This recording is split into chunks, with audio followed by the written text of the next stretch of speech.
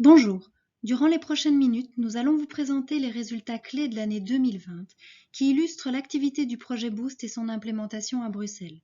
Contrairement à la vidéo de l'année dernière, nous n'avons pas eu la possibilité de la réaliser en 2 langues cette année et nous présentons nos excuses auprès des acteurs néerlandophones. En 2020, le consortium a accueilli 4 nouveaux partenaires. Un projet pilote local pour les seniors, une antenne de santé mentale, une structure néerlandophone de coordination, ainsi qu'un acteur académique sensibilisant et formant au concept de patient partenaire. Vous les voyez entourés en vert. En adhérant au projet, ils rejoignent une action, un pan de l'activité dans lequel ils ont un apport concret. En 2020, une attention particulière a été mise sur la présence et la participation de patients, d'aidants proches ou de leurs représentants dans tous les espaces de travail et le développement des actions. La LUS reste un partenaire privilégié de Boost. La Vlaams Patiënten Platform confirme un intérêt mais manque de ressources pour davantage s'impliquer. Et le bureau du partenariat patient a rejoint récemment le consortium. La SBL Aidants Proches s'est impliquée dans certaines actions mais n'a pas encore formalisé son adhésion en 2020. Au-delà des 59 partenaires du projet, de nombreux acteurs suivent les actions, participent aux espaces de travail et s'impliquent dans les dynamiques. Il s'agit notamment d'acteurs de terrain indépendants ou de structures ne souhaitant pas formaliser leur participation. L'impact du Covid a été perceptible en 2020. Suspension des réunions de travail durant la première moitié de l'année, priorité des acteurs de terrain à assurer leur travail de fond et répondre aux besoins urgents. Mais les contacts entre partenaires et les liens de confiance préalablement tissés ont été d'un grand secours pour accompagner les personnes en difficulté. La force du projet réside dans l'établissement de ces liens et l'élargissement du réseau. En ce qui concerne l'organigramme et les assemblées plénières, 2 assemblées plénières se sont tenues en 2020, celle de janvier, en présentiel, réunissant 37 partenaires, et celle du mois de septembre, réunissant 39 partenaires en visio. L'assemblée plénière du mois de mai a dû être annulée, le contexte sanitaire ne nous donnant pas de conditions favorables à son maintien. La participation reste élevée et constante et montre l'intérêt toujours présent des partenaires pour suivre l'évolution du projet.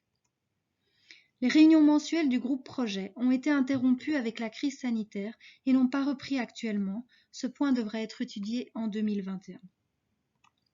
Les cellules transversales sont au nombre de 3, fonction, communication et évaluation. La participation des partenaires s'y est étiolée progressivement déjà avant la crise. 2 raisons sont avancées. D'abord, la durée d'implication qui s'étale tout au long de la crise et donc plusieurs années, ainsi que la charge de travail pour les partenaires impliqués. Avec la crise, les réunions ont été suspendues. Durant ce temps, l'équipe de coordination a assuré les missions des cellules, tout en consultant les partenaires de manière ponctuelle sur des questions précises et périmétrées. Ce fonctionnement semble plus efficient pour tout le monde et sera dès lors poursuivi en 2021. Tous les bouquets d'actions rassemblent une série de partenaires autour de plusieurs actions, l'approche quartier, le Goal Oriented Care, la crise et l'urgence, les outils d'orientation. Ils ont été suspendus au printemps et les activités ont repris à l'automne. Une seule activité a été maintenue au premier semestre, c'est la création du Bubble Boost, nous y reviendrons plus tard. Quant au modèle organisationnel de Boost, les communautés de pratique des référents de proximité ont été suspendues durant la première phase de la crise, tout comme les concertations Diapason, mais le travail a repris dès l'automne. Par contre, en ce qui concerne les référents hospitaliers, les réflexions menées sur la définition de la fonction, ses tâches et son articulation avec la première ligne n'ont pu reprendre étant donné l'indisponibilité des acteurs hospitaliers tout au long de l'année et encore actuellement. Des contacts ont été maintenus entre la coordination et les partenaires, notamment via l'infolettre Les Boosts c'est vous, qui est envoyée mensuellement à l'ensemble du consortium, ainsi que des échanges ponctuels par mail ou par téléphone avec les uns et les autres. Le management d'intégration est assuré par une équipe de coordination. Le consortium a mandaté la SBL Brussano pour assurer ce rôle. Brussano est la structure d'appui et de coordination de la première ligne à Bruxelles. L'équipe de coordination est considérée par le consortium comme neutre, digne de confiance, compétente pour piloter la mise en œuvre du plan d'action et assurer sa gestion journalière. Elle a un mandat clair. Brussano, au travers d'une partie de son équipe mobilisée dans le cadre de Boost, soit 8 personnes en 2020, rassemble une série de compétences permettant d'offrir un soutien fort pour l'implémentation du projet et pour les partenaires. Ces compétences vont de la gestion de projet à la communication, l'évaluation et le soutien juridique et financier. Cette équipe de coordination soutient le projet depuis le démarrage du plan national au printemps 2016. L'équipe a accumulé tant la confiance des partenaires que des connaissances pour construire l'intégration des soins dans le paysage socio-sanitaire complexe de la région bruxelloise. Par ailleurs, le fait de pouvoir fonctionner en équipe est en plus important pour maintenir le cap dans un contexte de projet pilote régulièrement mis à l'épreuve ou rencontrant des difficultés plus structurelles, comme des règles changeantes, des acteurs de terrain déjà surchargés par le travail habituel et sollicités pour s'impliquer dans des pratiques nouvelles. Nous allons ici expliquer quelques éléments qui permettent de comprendre comment le projet Boost agit sur le changement pour tendre vers des soins intégrés. L'engagement des partenaires repose sur l'adhésion à une vision commune, partagée et une volonté de changement. Les grands enjeux ont été définis au démarrage du projet et n'ont pas évolué depuis. Ils ont même été renforcés par la crise sanitaire qui a mis en exergue les dysfonctionnements et renforcé les inégalités. Le travail de co-création avec le terrain porte sur le comment nous allons y arriver ensemble. La spécificité de l'action de Boost est de dépasser les logiques institutionnelles, financières et communautaires, en rassemblant tous les acteurs autour des problématiques et actions. À travers les espaces de travail et les fonctions qu'il expérimente, le projet permet la rencontre des disciplines, des secteurs et des intervenants, ainsi que les synergies entre les initiatives pilotes ou de nouvelles initiatives menées sur un même territoire. Boost travaille selon une logique qui s'apparente à la recherche-action participative.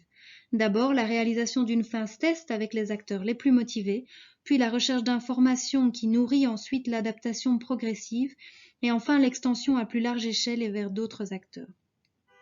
À la base des actions, le modèle organisationnel, qui promeut 3 fonctions intervenant à des niveaux différents dans l'organisation des soins et liant les secteurs. Le référent de proximité auprès du patient en première ligne, le référent hospitalier en soutien des professionnels dans les institutions hospitalières et le diapason, une concertation à l'échelle du territoire. La connaissance de ces fonctions devient perceptible au-delà des acteurs initialement impliqués. Enfin, le groupe de résonance, initié en 2019, poursuit ses rencontres en réunissant des stakeholders qui influencent la santé et l'action sociale à Bruxelles. Ces rencontres s'articulent autour des avancées du projet et des conditions nécessaires à son développement.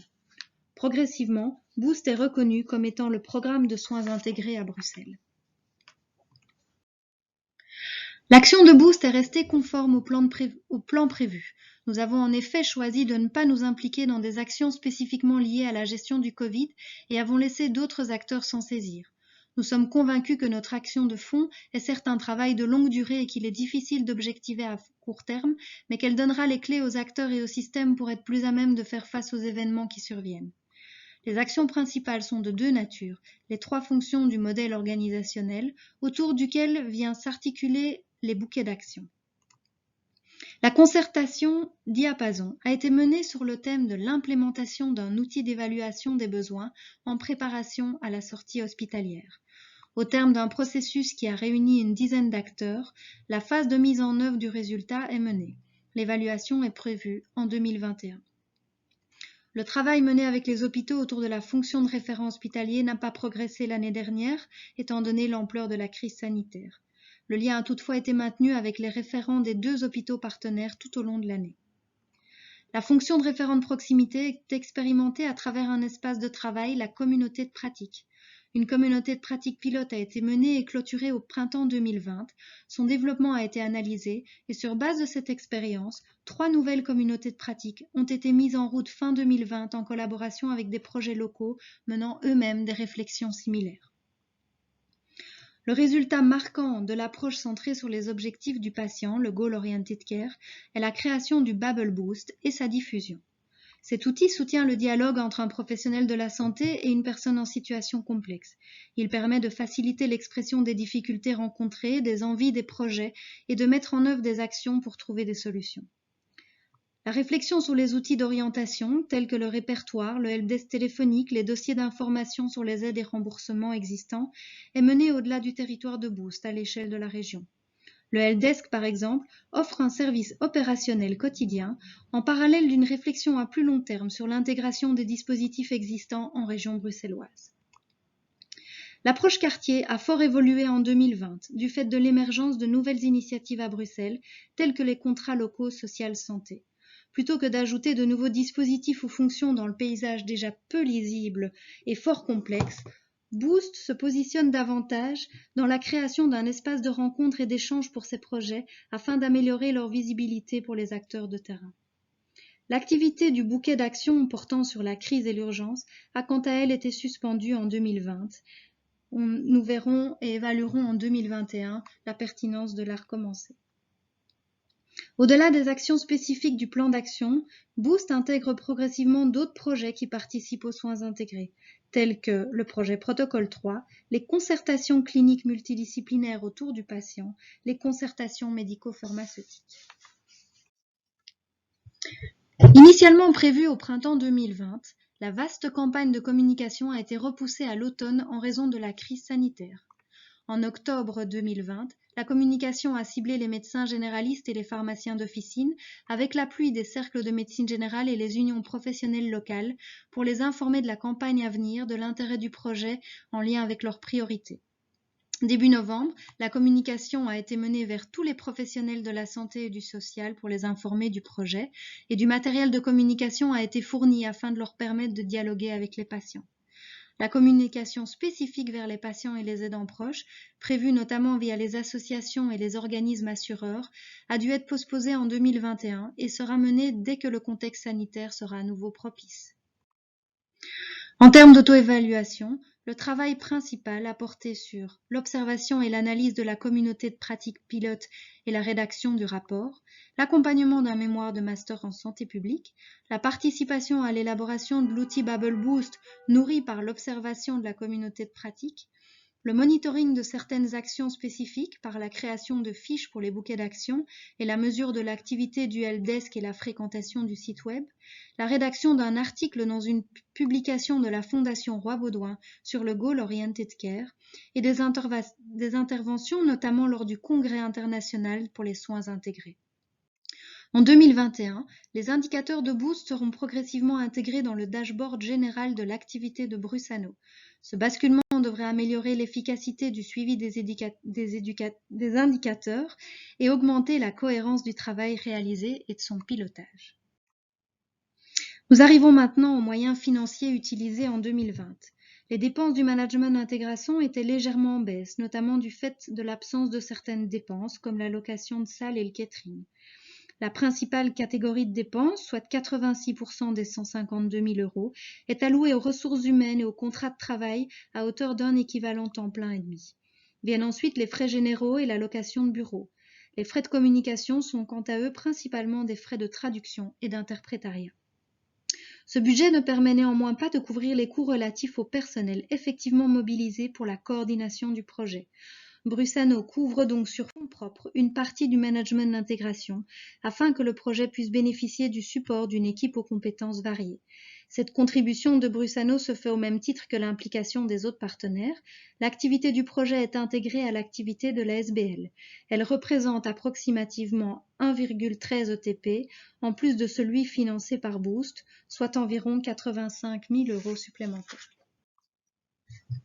Les dépenses du forfait ont quant à elles été largement inférieures au budget disponible du fait de la suspension d'un certain nombre d'actions durant une grande partie de l'année. La principale dépense a couvert la réalisation de la campagne de communication et la création des outils de diffusion. Les autres dépenses concernent la communauté de pratique des référents de proximité, la concertation diapason ainsi que la création de l'outil Bubble Boost. En conclusion, au cours de l'année écoulée, le projet Boost a concrétisé ses actions les plus stratégiques en finalisant des phases tests pour passer à la phase de déploiement, tout en augmentant leur visibilité à travers la campagne de communication et leur monitoring via le dashboard. En 2021, nous espérons poursuivre le déploiement des différents dispositifs et services via l'adhésion de nouveaux partenaires et acteurs bruxellois, l'extension progressive des actions au-delà du territoire de Boost, le démarrage de nouvelles actions venant renforcer la stratégie, l'intégration des actions de Boost avec d'autres initiatives et projets, et la poursuite de la campagne de communication. Nous vous remercions de votre attention. Pour en savoir davantage sur le projet, vous pouvez vous rendre sur les sites web existants ou prendre directement contact avec l'équipe de coordination.